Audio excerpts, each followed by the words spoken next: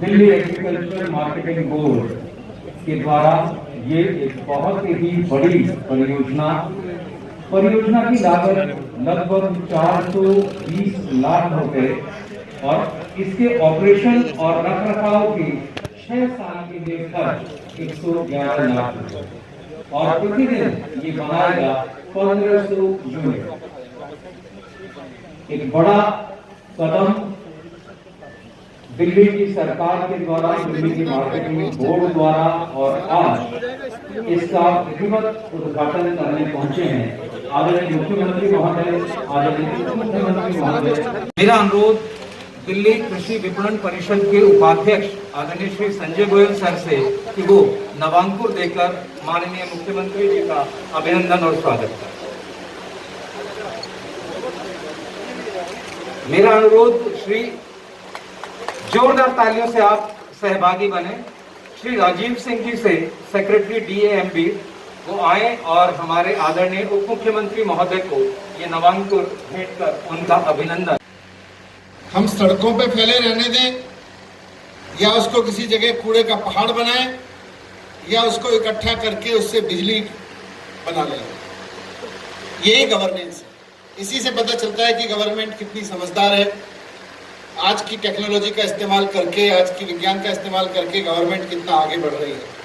और जब मुख्यमंत्री जी खुद IIT से पढ़े हुए हों, जब किसी सरकार के मुख्यमंत्री खुद IIT से पढ़े हुए हों, तो फिर टेक्नोलॉजी का इस्तेमाल नहीं होगा, ऐसा तो हो नहीं सकता। उनकी गाइडेंस हमेशा इस बात को लेकर रहती है कि जो काम सामान्य रूप से नहीं हो पा रहा है या हो रहा है तो धीरे हो रहा है या उसमें कुछ कमी आ रही है, तो उसमें टेक्नोलॉजी का कैसे इस्तेमाल कर सकते हैं, साइंस की नई डेवलपमेंट का कैसे इस्तेमाल कर सकते हैं, इसको ध्यान रखें।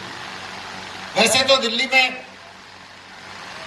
कूड़ा साफ करने की, कूड़े को ठिकाने लगाने की, कूड़े को मैनेज करने की जिम्मेदारी दिल्ली नगर निगम की है, लेकिन दिल्ली की किसी भी गली में चले जाओ, वहां पर जो हालात है कूड़े के, वो आपको बता देंगे कि दिल्ली नगर निगम की सरकार कितनी फेल है और कितनी पास है। मुझे कुछ कहने की जरूरत नहीं है, आपकी गली, आपका मोहल्ला आपको बता देगा कि नगर निगम की सरकार के क्या हाल है। वैसे में दिल्ली और ये जो कूड़ा निकलता है मंडियों का, कायदे में देखें तो ये भी, इसके निस्तारण की जिम्मेदारी भी नगर निगम की थी, लेकिन क्योंकि वो फेल है पूरी तरह से, इसलिए जिम्मेदारी हमारे मंडी के अधिकारियों ने उठाई, दिल्ली सरकार ने उठाई। और अब कम से कम ये वाला कूड़ा लोगों के लिए परेशानी का कारण नहीं बनेगा और इससे लोगों के घर में रोशन होने का काम, बिजली मिलेगी, उनको एनर्जी मिलेगी। ये एक नेक काम है, ये बहुत शानदार काम हमारे विभाग के अधिकारियों ने किया है और मुझे उम्मीद है कि इसी तरह के प्लांट दिल्ली की सारी मंडियों में लगाए जाएंगे और धीरे धीरे किसी भी मंडी से हमारी सारी मंडियां जीरो कूड़ा निस्तारण उसको फेंकने वाली मंडी बन जाएंगी। मैं एक बार फिर से सबको बहुत बहुत बधाई देता हूं और धन्यवाद देता हूं। आप सब लोग भी जो यहाँ आए, भाइयों बहनों को मेरा नमस्कार, सबको मेरा प्रणाम। मुझे बेहद खुशी है कि ये आज वेस्ट टू एनर्जी प्लांट, कूड़े से बिजली बनाने वाला प्लांट और खाद बनाने वाला प्लांट शुरू हो रहा है। और इस मंडी में जितना भी डेली बेसिस पे कूड़ा जनरेट होगा, वो सारे कूड़े से रोज बिजली बनाई जाएगी। दिल्ली देश की राजधानी है। राजधानी होने के नाते राजधानी जैसे दिखना भी नहीं चाहिए, उस लेवल की साफ सफाई भी होनी चाहिए। लेकिन हम देखते हैं कि बहुत ज़्यादा चारों तरफ कूड़ा ही कूड़ा रहता है। कूड़े के 3 बड़े बड़े पहाड़ बन गए दिल्ली के अंदर। ये जो आज प्लांट चालू हो रहा है, इसी किस्म के ढेर सारे प्लांट्स पूरी दिल्ली में लगने की जरूरत है।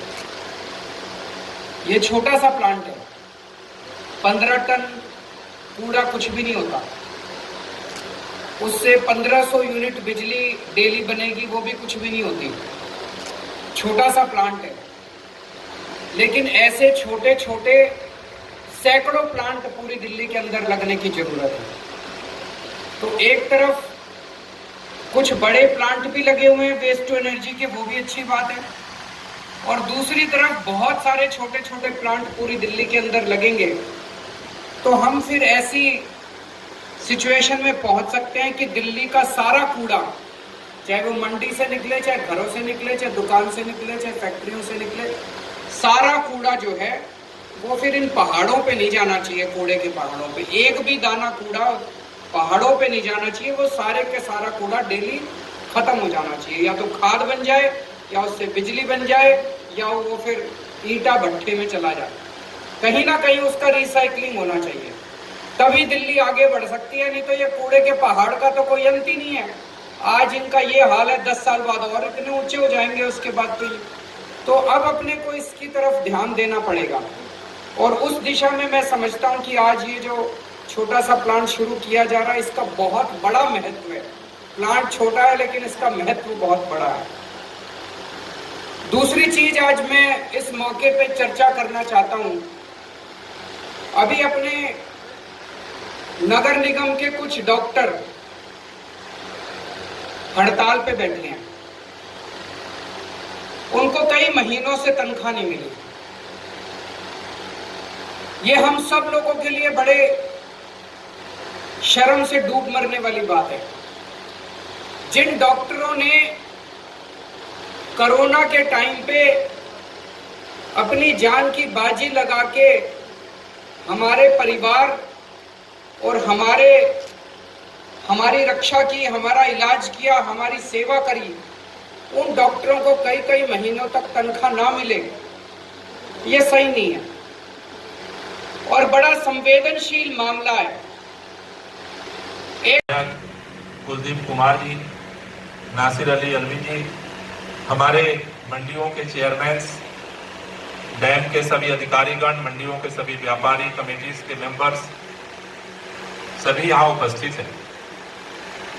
दोस्तों, जैसा अभी इन्होंने बताया, दिल्ली के अंदर हम आज सब आप देख रहे हैं कि दिल्ली प्रदूषण की समस्या से जूझ रही है।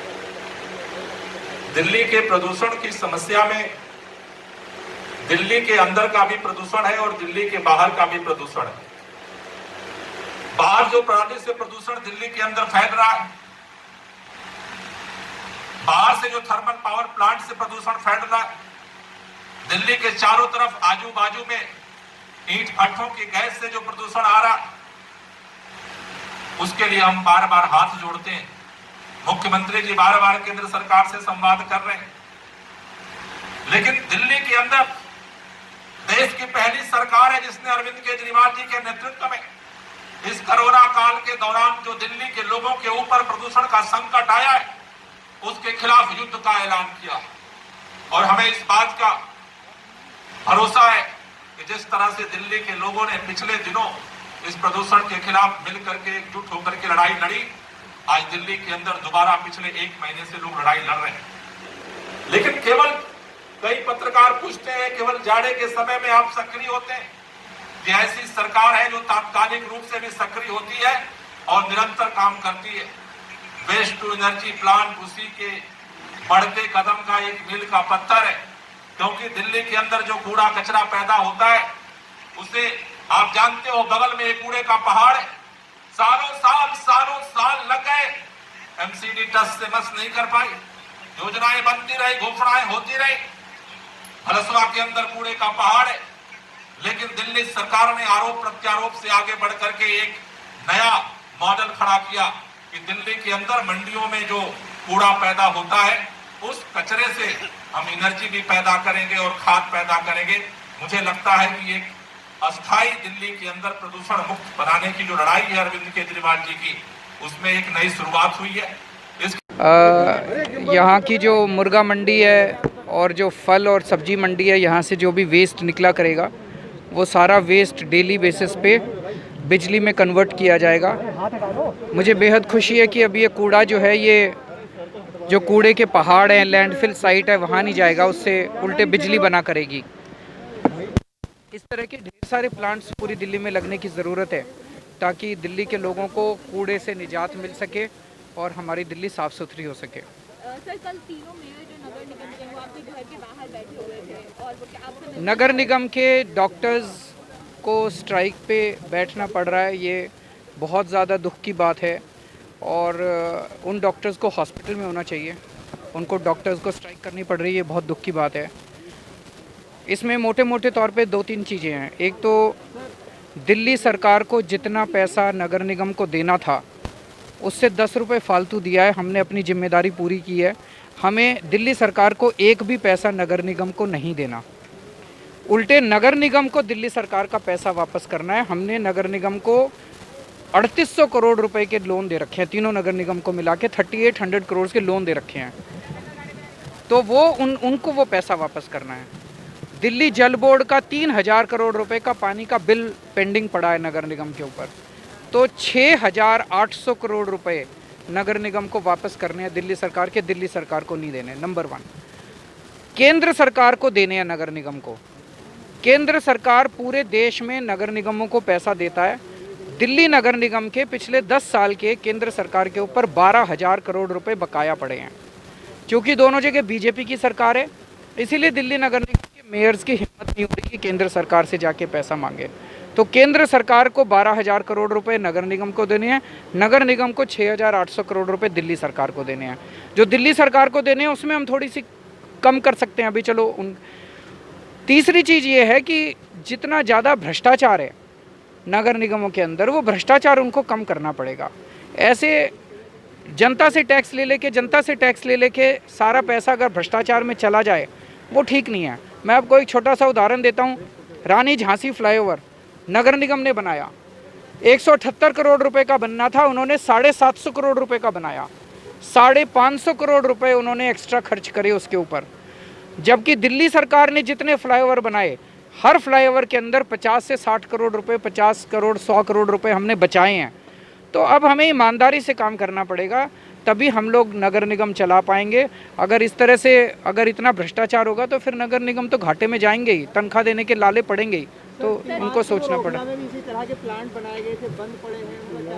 मैं जरा पता कर लेता हूँ जी क्या प्रॉब्लम है उनका, मैं पता कर लेता हूँ उनका पता करके। क्या कहेंगे साइंटिस्ट, क्या कह रहे हैं आने वाले दिनों में क्या स्थिति रहेगी? दिल्ली के अंदर का जो पोल्यूशन है उसको कंट्रोल करने के लिए दिल्ली सरकार कई सारे कदम, दिल्ली के लोग मिलकर कई सारे कदम उठा रहे हैं। और जो पराली की वजह से हर साल इस वक्त पोल्यूशन बढ़ जाता है, उसके ऊपर केंद्र सरकार के साथ मिलके, अन्य सरकारों के साथ मिलके हम लोगों को काम करना है।